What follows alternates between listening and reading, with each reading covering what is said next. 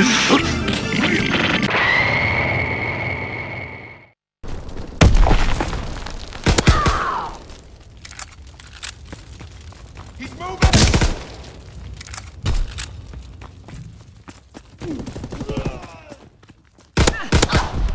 Call of Duty World War II was supposed to be the game that saved the franchise. After the disaster of Infinite Warfare, if you can count over 13 million units sold a disaster, Activision and Sledgehammer promised that the next game would be a reality-based, boots-on-the-ground Call of Duty, just like the good old days. For many fans, this was the best news that the franchise had received in years. Finally, Call of Duty was returning to its roots, and everything in the universe would be well again. For the most part, World War II delivered on this promise. It has a real-world setting, real weapons, and straightforward no-nonsense movement. Sledgehammer's first crack at the zombie mode seems to have gone down well with fans too, and the multiplayer has generally been well received. World War II was not a perfect game, or even a perfect Call of Duty game at launch though. Supply drops, matchmaking issues, and bugs were a big talking point early on. Activision also stuck to its typical and increasingly dated DLC strategy, with a paid season pass that includes 4 main expansions planned between the game's release and the launch of Black Ops 4. Beyond this, Sledgehammer have been busy updating the game with new things for all players to do, not just those who have bought the premium experience. There's been controversy too. The founders of Sledgehammer, Michael Condrey and Glenn Schofield, left the studio to move into executive roles within Activision. This was significant because the last time that the studio heads of a Call of Duty development team left mid-cycle, it signalled the end of what many consider to be the best studio behind the Call of Duty franchise. So how has all of this impacted the game? Is it a vastly different experience now? And if you are unconvinced that this was a Call of Duty worth playing, should you give it another look? For the purpose of this video, I'm going to focus on the changes made to the base game. It's not that the paid DLC isn't worth talking about, I just think that a full price game needs to be evaluated on the strengths and weaknesses of its default offering. Paid content can be great, but you shouldn't require it to enjoy the baseline experience. With that said, outside of bug fixes, neither the campaign or zombies have seen any significant content changes since launch. Obviously that only leaves us with the multiplayer, and there's quite a lot to talk about, so let's get stuck into it. Even though World War II has a paid season pass, there's still been plenty of free content added to the game. The most impressive of these updates have been the seasonal events, such as St. Patrick's Day and Christmas. These have become a staple of the Call of Duty Online experience, and World War II's haven't disappointed. There have been new weapons and cosmetic items up for grabs, along with some interesting new ideas such as the Leprechaun, which invaded games in the St. Patrick's Day playlists. Popular modes like Prop Hunt and Gun Game have returned from previous installments, along with frequent community events which offer double XP, new playlists, and other limited time activities. All in all, Sledgehammer have done a good job with providing new reasons to come back to the game and check out what's new. It's not just new content that's been added in these updates either. Sledgehammer have continually tweaked and refined the core experience.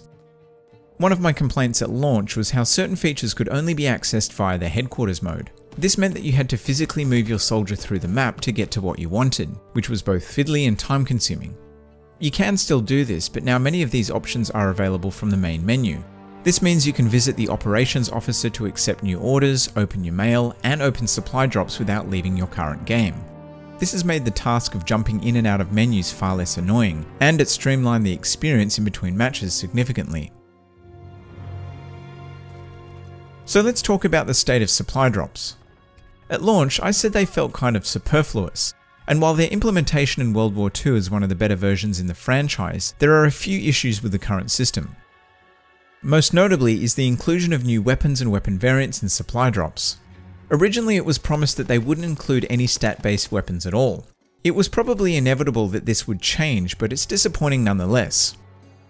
Weapon variants thankfully don't provide any advantage other than a slight XP boost, making their inclusion reasonably harmless.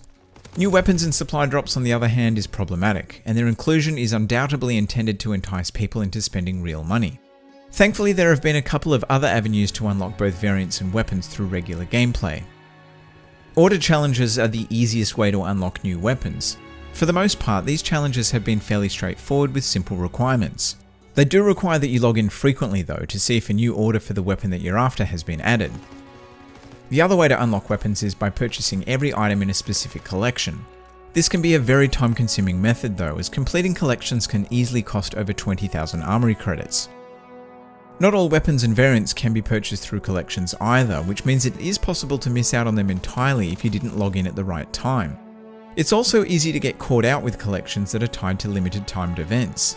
If you're unable to complete the collection before the event ends, well, that's just tough titties. While this system is more forgiving than other Call of Duty titles, it's far from fair.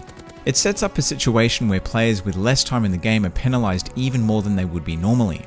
Not being able to choose to grind for a specific weapon means that the only way to unlock them is to spend significantly more time in the game and hope that it turns up in an order or a supply drop. For many people, spending more time simply isn't possible, and that means the only other option is to buy supply drops. If you are able to log in frequently, the order challenges can be fun to grind, particularly as they can be as simple as getting something like 25 headshots. The new weapons and variants are also well designed, making them feel like worthwhile rewards to grind for. That being said, this system is extremely unfriendly to new players and doesn't bode well for the health of the community long term. Another disappointing addition, depending on your point of view, is the inclusion of loud weapon camos. At launch, Sledgehammer said that all character and weapon skins would be thematically appropriate. This is no longer the case. The new camos are arguably less offensive than what has been in previous games, but if this sort of thing annoys you, then be prepared for some garish designs that never would have seen combat. In addition to these, you can also create your own paint jobs in the Gunsmith. This was a feature unavailable at launch, and it acts as a one-stop shop for prestiging and customizing your weapon's appearance. While in theory it is possible to create something thematically appropriate, a quick tour through the user-generated paint jobs reveals the true horror of the situation.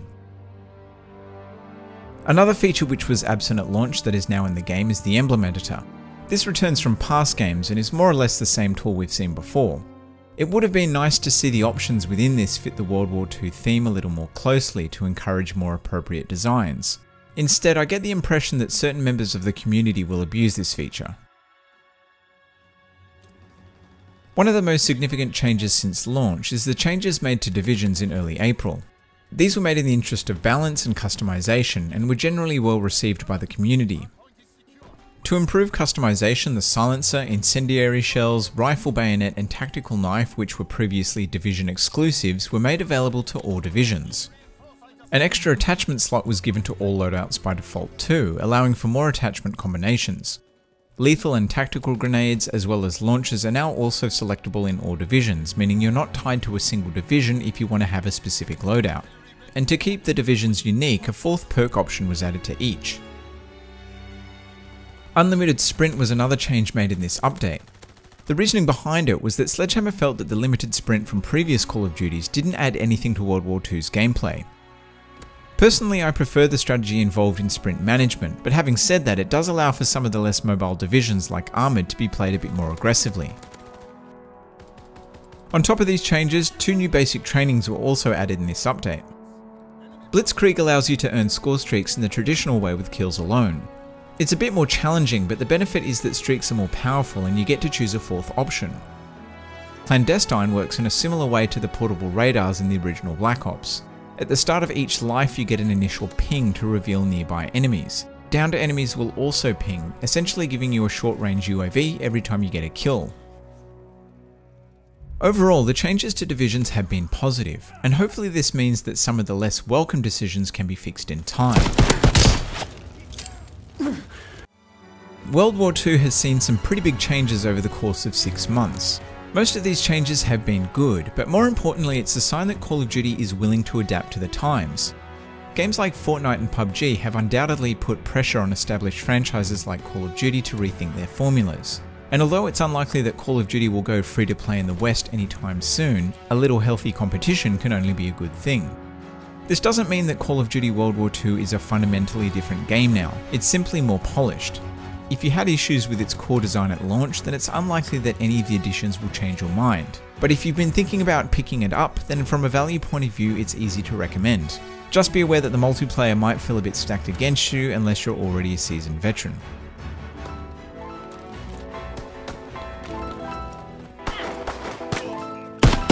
Strike aircraft, ready for order.